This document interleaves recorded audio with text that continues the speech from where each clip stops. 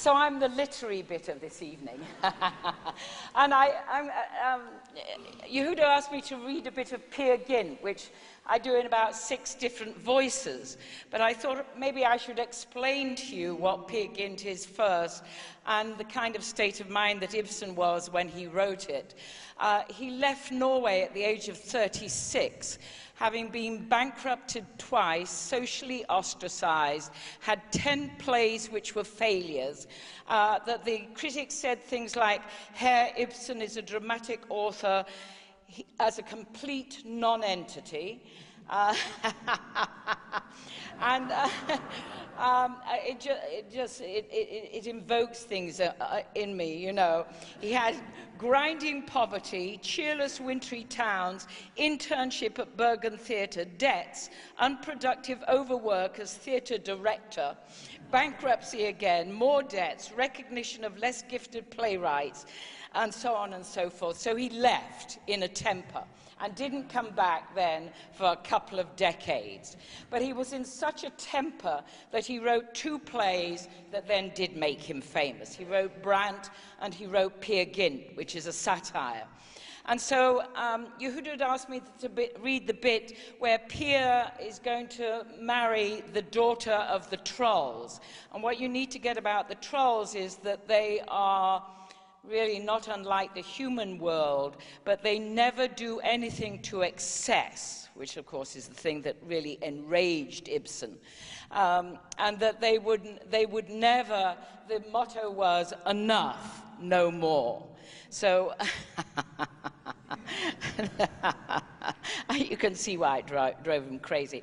And the first little scene is between the woman in green, so here I am, and she is the daughter of the king of the trolls, and she's very stupid, and Peer is looking to, you know, up his status and maybe marry her.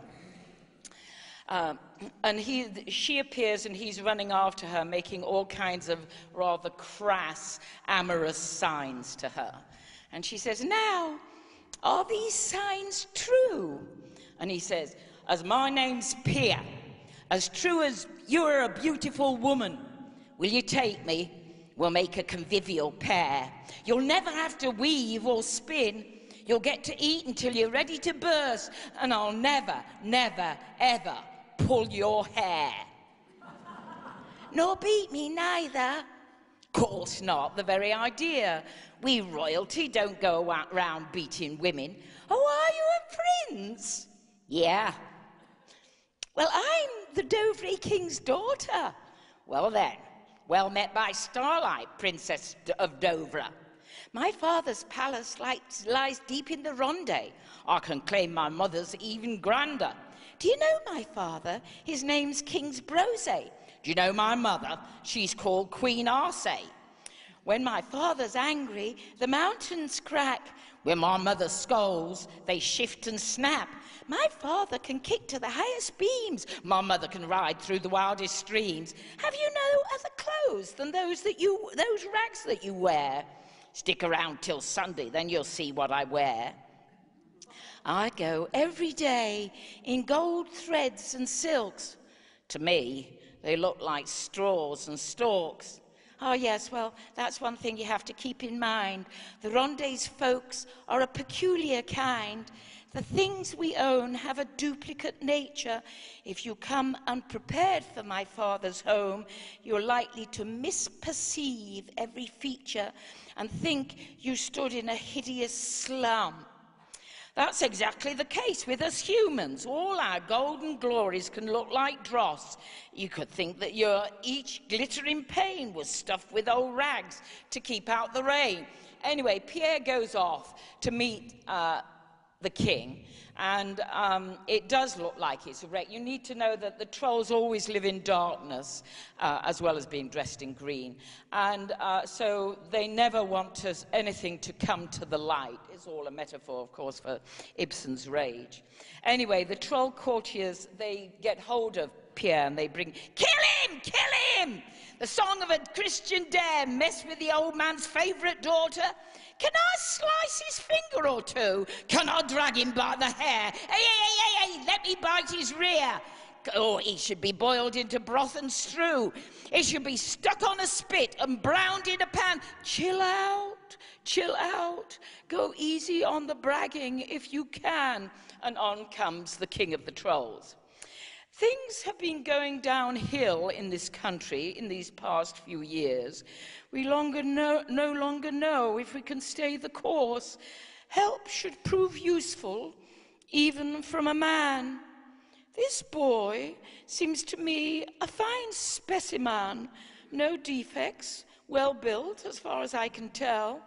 It must be conceded he's only one head, but that's my daughter's condition as well. The craze for three-headed trolls now is dead. So, is my daughter what you're wanting to marry? And the kingdom that comes along with your daughter. You'll get half while I'm in the land of the living. As for the rest, well, we'll come to that later. Sounds reasonable to me. Now hold on, my boy. You also have some pledges to give. Break one of them and the contract's void. And then there's no way that you'll leave here alive. For starters, you must promise never to care for anything outside these precincts here. You must shun the day and all sources of light. Make me a king? That's a clause I won't fight. Next, we must test if you're clever or not. What is the difference between a troll and a man? Well, no difference as far as I can see. Big trolls will roast you, the little ones scratch. If we humans dared, we'd do as much as that. Granted. In that and more, we're inclined to agree. However, morning is morning and night is night, and one huge difference looks into the light. And now you're to hear what the difference is. Out there in the world, beneath the expanse of blue, the edict stands, to yourself always be true. But in here, we trolls will have none of that stuff. Our motto is, troll, to yourself be enough. And then, can you plumb that abyss? I have to confess, enough. My son, that word, enough, just enough, no more, must be sealed on your coat of arms from this very hour. Well, must be, if you're to rule over us. Oh, what the hell? Okay, could be worse. The next thing is to hold very dear the national customs that we practice here.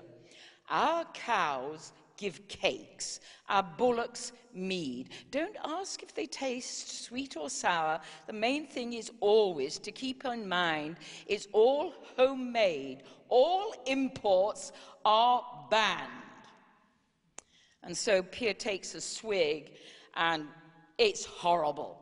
Send that homemade drink to the devil. I'll never get used to this country style. The bowl that goes with it is gold. And be sure, who owns the bowl is my son-in-law. Well, it's written you must pacify your own nature, and in time this drink might not taste so sour. Well, bottoms up. Now that was expressed very wisely. Next, you must cast off your Christian gear. There's a rule of the trolls that operates here. All must derive from these mountain walls, not the valleys, except the silk bows on our tails. Well, I don't have a tail. Then you must get one. Steward, tie on him my Sunday best one.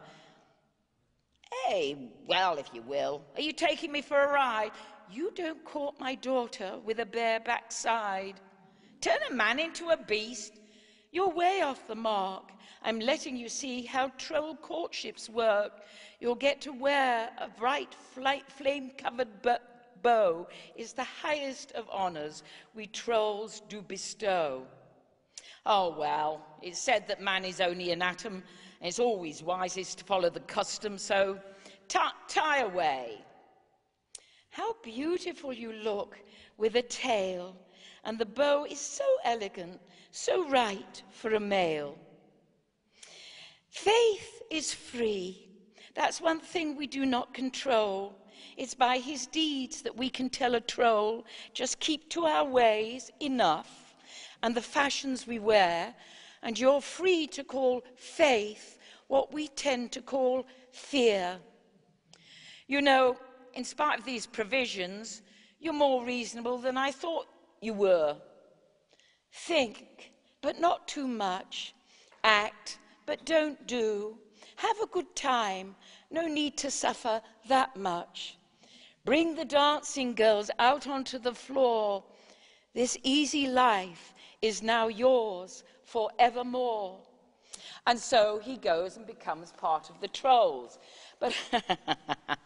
But of course, he gets into terrible trouble, and the whole story is a kind of fairy tale. It's like our everyman story.